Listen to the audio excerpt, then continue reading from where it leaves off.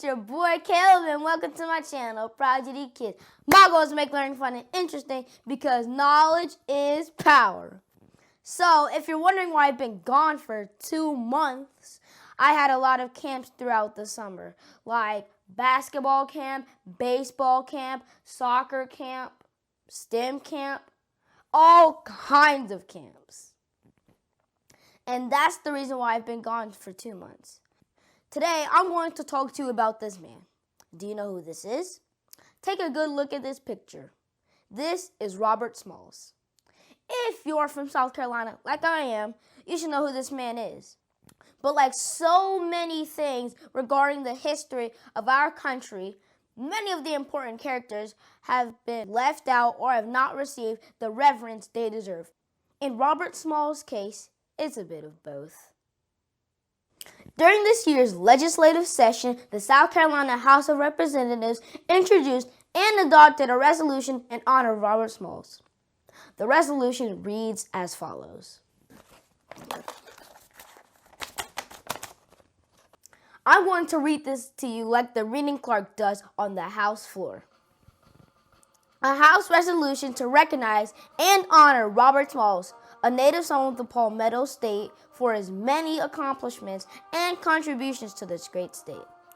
Whereas, born on April 5th, 1839 in Beaufort, South Carolina, Robert Smalls was born into slavery as the property of John McKee. As a young man, he was sent to work a number of jobs in the city of Charleston. There, he met his wife, Hannah Jones, and earned his most memorable position aboard the Planter, originally a Confederate Navy ship and later a Union ship. And whereas on the night of May 12, 1862, 3 white officers of the Planter, Captain C.J. Relia, pilot Samuel H. Smith, and engineer Zerich Pitcher, disembarked, leaving the crew's 8 trusted slave members, including Robert, behind. Robert, who was a skilled navigator, had been developing a plan of escape for weeks. As the white officers left, he confided to the crew that they were going to commandeer the ship and sail it in an attempt to escape toward freedom. If caught, they would use the guns and ammunition on board to fight. If that proved futile, they would sink the ship, going down with it. For those on board, it was a venture toward either death or freedom. Whereas at 2 a.m, Robert donned the wide-brimmed straw hat of Captain Relia to disguise himself, and they eased out from the dock. They hoisted both the South Carolina and Confederate flags to act as decoys and sailed towards the West Atlantic Wharf, where they picked up Smalls' wife and children, as well as 4 other women, 3 men, and another child. Shortly after 3 a.m, they began their perilous maritime venture past Confederate forts Johnson and Sumter. Using the proper Navy signals and mimicking the mannerisms of Captain Relia, they performed as dangerous but effective routes that allowed them to pass without raising suspicion. It was only after the ship had passed out of gun range of the Confederate forts that the alarm was sounded. Whereas the Planter soon reached the nearby Union blockade of ships. Smalls presented the ship and its armaments to the Union officers, explaining, "I thought they might be of some service to Uncle Abe." As the sun rose on May 13, 1862, Robert Smalls had delivered all 17 passengers, including his family, from slavery to freedom. And whereas on May 30, 1862, the United States Congress passed and President Abraham Lincoln signed a bill that authorized the Navy to appraise the Planter and award Smalls and his crew half of its value. As his part, Smalls received $1,500 from that reward, which he later used to purchase his former owner's house in Beaufort following the end of the Civil War. And whereas Robert's civic career began as the Civil War continued to be fought, he joined free black delegates in attending the 1864 Republican National Convention, the first of 7 he would attend in his lifetime. After the incident on December 30th, 1864, in which he was removed from an all-white streetcar in Philadelphia, he led mass boycotts of segregated public transportation. This effort led to a new city law which permitted integrated streetcars in 1867. And whereas while he was in the North, Robert Smalls met with President Abraham Lincoln and Secretary of War Edwin Stanton, successfully lobbying them to begin enlisting black soldiers for the war effort. And after much dedicated searching himself, Smalls is believed to have recruited 5,000 black soldiers, including the formation of the 1st and 2nd South Carolina regiments. And whereas in October of 1862, Robert was returned to the plant to act as one of the first black pilots in the United States Navy as a part of Admiral DuPont's South Atlantic blockading squadron.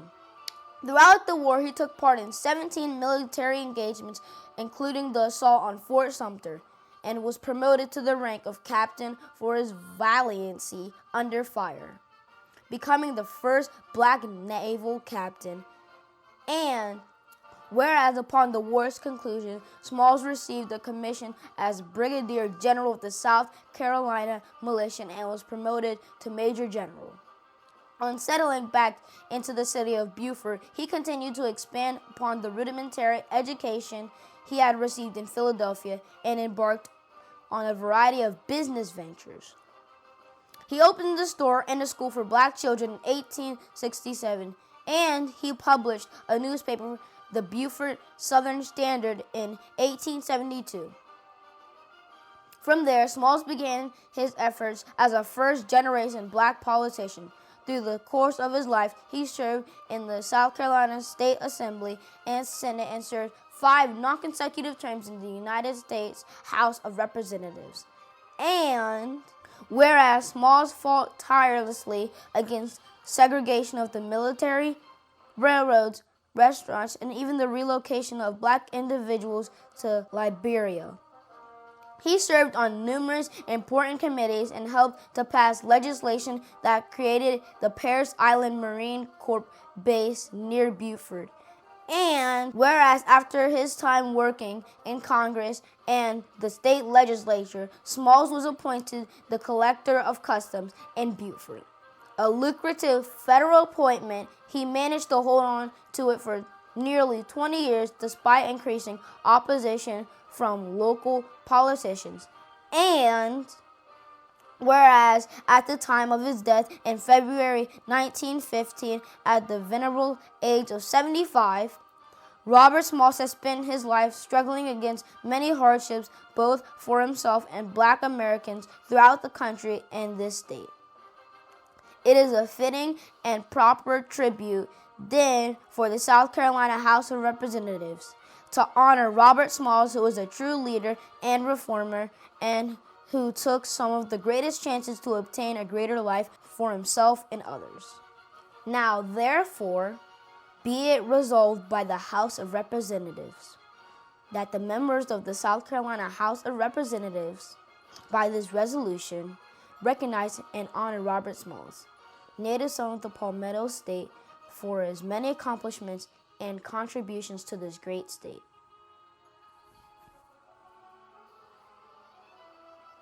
So as you can see, Smalls was an unyielding giant for the political rights of black Americans. He embraced all that America had to offer and gave back more than he received. For those currently attending a public school, you can thank Robert Smalls. During this time in the South Carolina State Assembly, he wrote legislation to make South Carolina the first state to offer free and compulsory education for all residents. The opportunity to attend schools changed the fortunes of not only black Americans, but poor white Americans as well.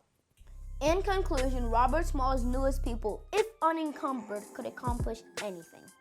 He once said, "My race needs no special defense for the past history of them in this country. It proves them to be equal of any people anywhere. All they need is an equal chance in the battle of life." Well, if you like this lesson, be sure to like this video, subscribe to my channel, and turn on your notifications. Until next time, stay happy, stay healthy, and rise up. Bye!